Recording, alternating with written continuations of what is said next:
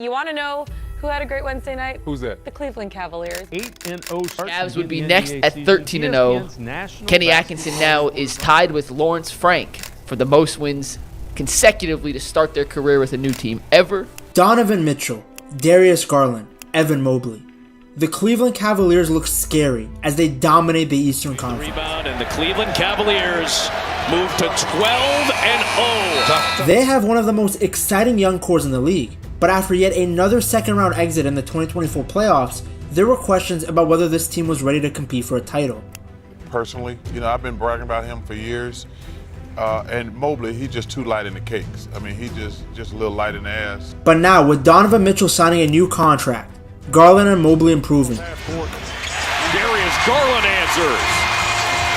Garland has a 30 spot. He has 6 threes tonight. As well as a new coach in Kenny Atkinson, just how far can the Cavaliers go? They started the season off amazingly, finding themselves at the top of the Eastern Conference. In fact, at one point, them and the Celtics were the only Eastern teams with an above 500 record.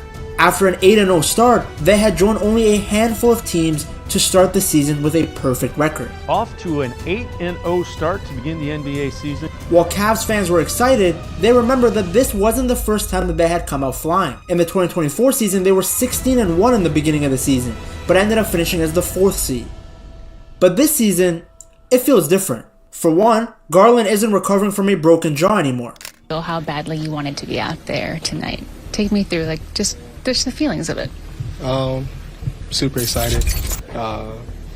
Eager to get out there. You could tell that the injury really impacted his game last season. He even said himself that he had lost 12 pounds while recovering, and despite having some good games, we weren't seeing the best version of him. But one of the main differences is that the Cavs are much more solid defensively, mainly due to the contribution of players like Jarrett Allen and Evan Mobley. Allen is the rim protector, ranking among the league's elite when it comes to defensive rating, really anchoring that paint. His presence in the paint, it's invaluable. His ability to block shots, contest drives, get rebounds. Another long rebound. That's his 6th. Mobley inside, got Carter on a flyby. It's so difficult for the opposing team to score around the rim efficiently when you have a player like Jarrett Allen standing there. His timing and discipline allow him to contest shots while avoiding unnecessary fouls, a hallmark of an elite defender. To this day, I can't believe the Nets just got rid of him just to add another offensive power in James Harden when they already had Kyrie Irving and Kevin Durant. Now, on top of a great rim protector like Jarrett Allen, you also have Evan Mobley complementing him. Unlike Allen, Mobley is more versatile. His agility and ability to switch onto smaller guards allows him to be a nightmare matchup for opponents. Despite being 6'11", his agility allows him to stick with the smaller players and able to switch across positions, from guarding the center all the way to the point guard. This unique skill set allows him to be an effective on-ball defender, but also be an essential piece in the Cavs' rotation and help strategy. Like to see Embiid roll. Oh, Mobley! Around Allen and Mobley, the Cavs have assembled a lineup of defenders capable of switching without any sort of vulnerabilities. Think about it, if you're defending a pick and roll, if you're the Cavs, you're perfectly fine if Evan Mobley gets switched onto a smaller guard, and that's a very nice luxury to have, the fact that you don't have to try and hide your big man. When they're on the court together, you also have 2 players capable of protecting the rim, capable of blocking shots. It literally forces teams to have to settle for mid-range shots and 3-pointers because they're going to be afraid of attacking the basket. If you get past Mobley, Allen is there. If you get past Allen, Mobley is there. Then on top of that, they have players like Isaac Okoro who have the speed and tenacity to really defend well at the perimeter, disrupting the point guards, forcing turnovers.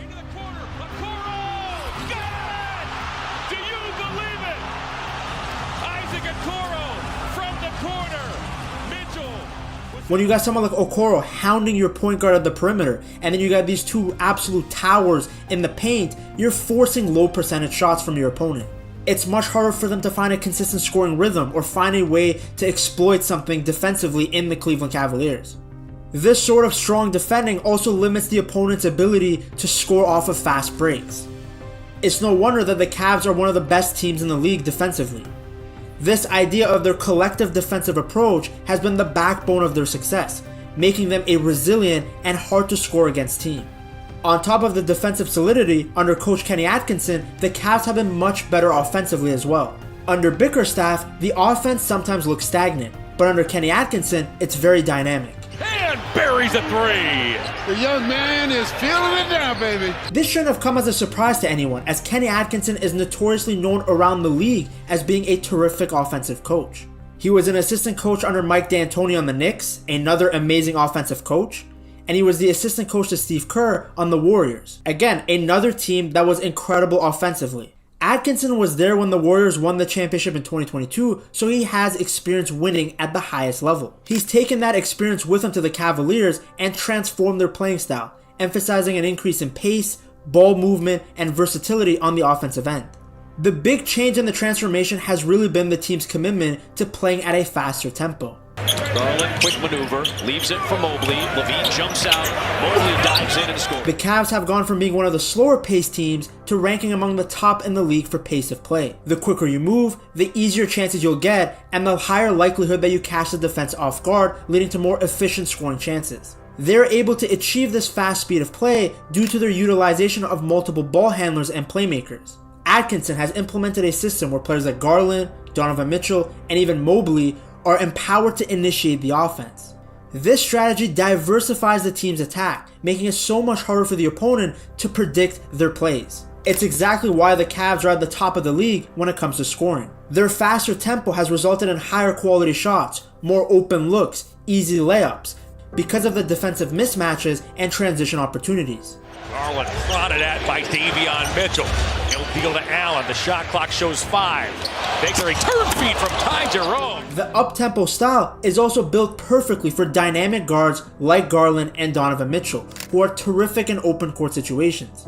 Mitchell is an explosive scorer. He's been terrific ever since joining the Cavs. Cavaliers have a chance to tie a franchise record tonight. If they beat the Milwaukee Bucks, they will start the season 8-0, which is the best start the Cavs have ever had. As shown by that game winner he scored against the Bucks. Now works on Trent.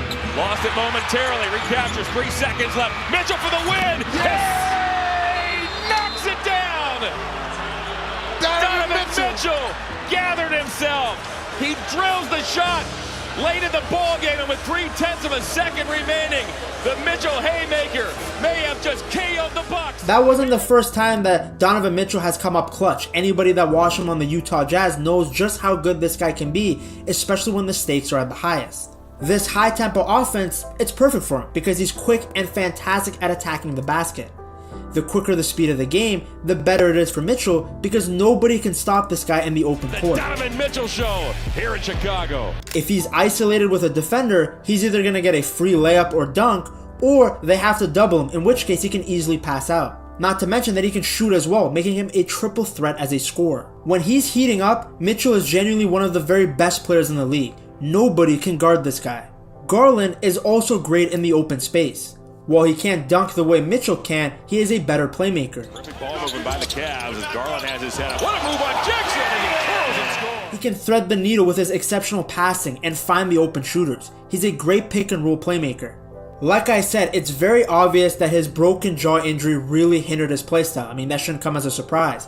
Although he was putting up great points, it ruined his physicality and his aggressive nature. Probably because the poor guy was afraid of breaking it again. But now, he's fully healthy. Into the corner, Garland's there. He has enough. While Garland and Mitchell earn the two biggest players on the court, they are by far the most skilled. But another thing that Kenny Atkinson did is involve Evan Mobley in the offense as well.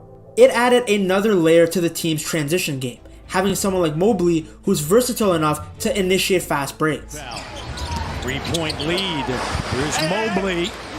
You see, Mobley is traditionally known for his defensive capabilities. He's somebody that as soon as he was drafted, people were talking about him in the future being a defensive player of the year. Oh my goodness, Mobley almost caught that in the air. But under Kenny Atkinson, he's been encouraged to take on more of a responsibility on the offensive end.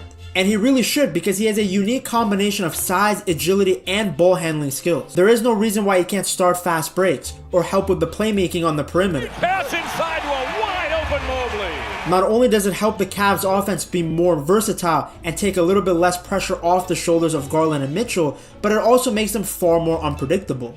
It allows the Cavs to exploit mismatches as Mobley can easily navigate the court, draw defenders, and create open opportunities for his teammates. Mobley has the court vision, basketball IQ, and passing to really facilitate the game from the top of the key.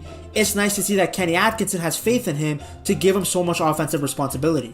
He's touching the ball, and when you look at the scoring, Donovan Mitchell is actually doing a little bit less this year. His scoring average is down like anywhere from like 3 to 4 points, but guess what? Those points are being distributed. Now Darius Garland is feeling a little bit more empowered. His scoring average has gone up by 2 points. You look at a guy like Evan Mobley, his scoring average has gone up by about close to 3 points. So, like when Mobley has the ball, he can easily find those backdoor cuts. By having Mobley positioned as essentially a point forward, Atkinson has unlocked various different offensive options.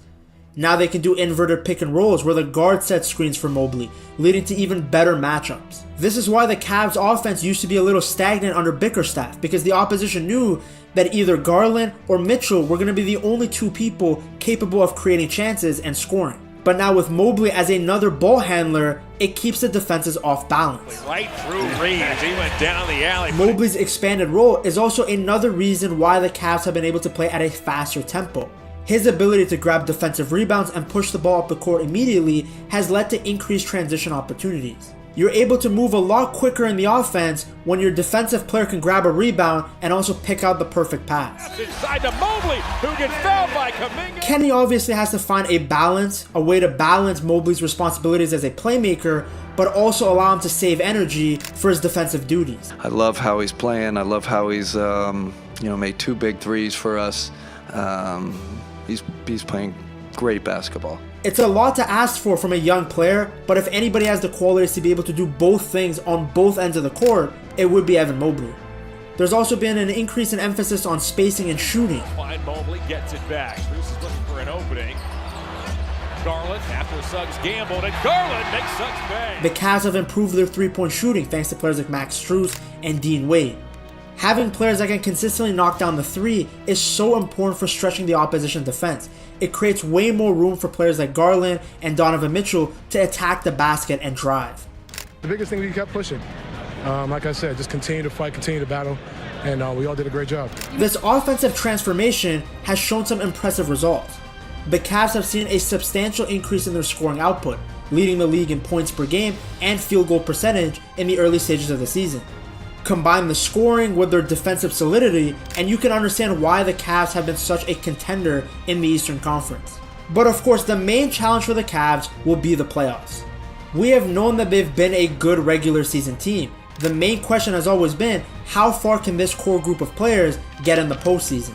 I don't get nervous in regular season games. I mean, yeah, the streak's great, and they're making potentially history here, which is cool. But I don't know. I mean, they're gonna lose. Whoa. Their scoring looks great, but can they keep it up against the league's elite defenses when the speed of the game naturally slows down in the postseason? Before, their issue was the inconsistency of their offense. Basically, without Donovan Mitchell, they weren't able to create chances. Donovan Mitchell, the back-to-back Eastern Conference Players of the Week. While the combo of Mobley and Jared Allen was incredible on the defensive end, on the offensive end, it really ruined the spacing because you essentially had two players that could not shoot.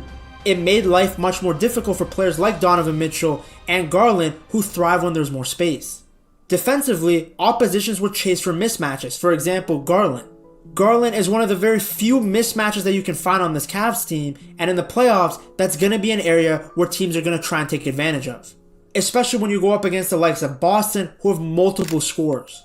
Experience, of course, is another factor. The Cavs core is still very young, and despite them having played a few seasons together, they still don't have the full experience of some of the teams that they will face later in the postseason. They're going to have to be able to play under pressure and have the ability to execute game plans effectively in critical moments. Yeah. What's that, Jared McClain? Jared like McCain. 35 points. I was looking like, this dude is going crazy, but... Yeah, because that was the guy's first ever NBA game against a team that's undefeated. That guy, that was like him playing in the playoff. We will have to wait to see, but so far, it seems like Kenny Atkinson has the answer to a lot of these concerns. Heading into today, 12-0, most wins to start the season without a loss. They're the first team to go 12-0 since the Warriors did it back in 15-16. Having Evan Mobley as a point forward should hopefully help the dynamic nature of the offense and limit the downside that came from having two guys who couldn't shoot. Having Donovan Mitchell is also a huge asset,